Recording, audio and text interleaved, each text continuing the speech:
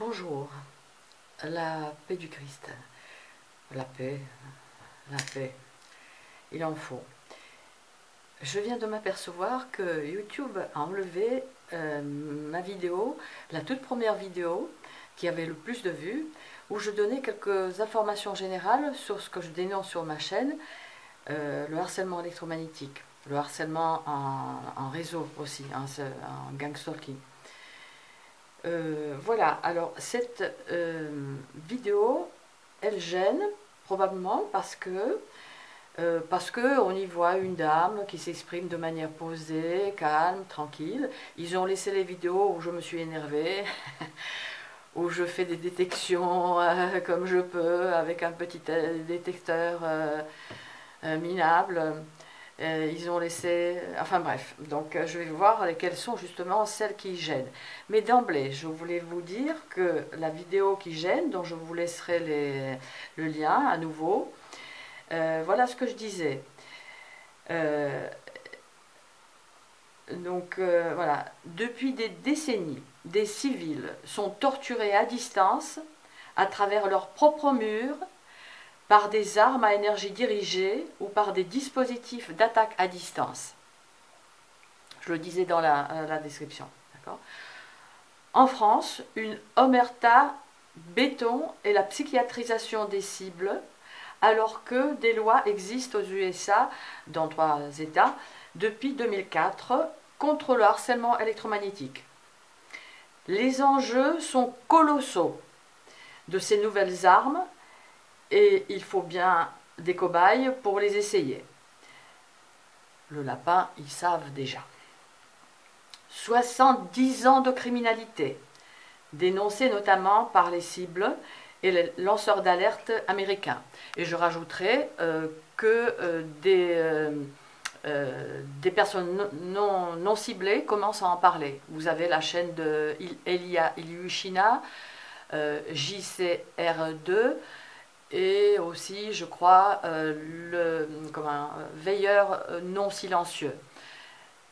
Il en parle très très rapidement, mais bon, il en parle quand même. Donc ça commence enfin à sortir ici.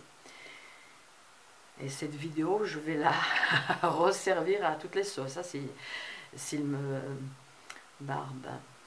70 ans de criminalité, dénoncée notamment par les cibles et les lanceurs d'alerte américains. Mais la vérité sur ces agissements criminels commence à sortir au grand jour. Voilà. Ci-dessous, un de nombreux documents à regarder. Renseignez-vous, de grâce, tout le monde sera touché. Donc je donne le lien de la chaîne de Nico Cible, qui a bon de documents de qualité, très très bons documents. Vous avez la chaîne de Elena Sagnol, une victime franco-russe, sauvagement torturée. C'est une honte pour la France.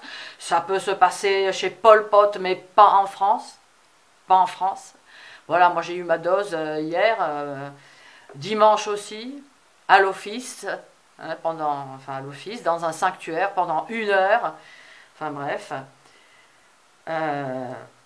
Donc voilà, vous aurez ce lien-là. Après, vous avez une vidéo de 2 minutes où une journaliste questionne le ministre de la Défense polonais, Antoni Maleciewicz, qui ouvrira une enquête sur le harcèlement électromagnétique des citoyens polonais.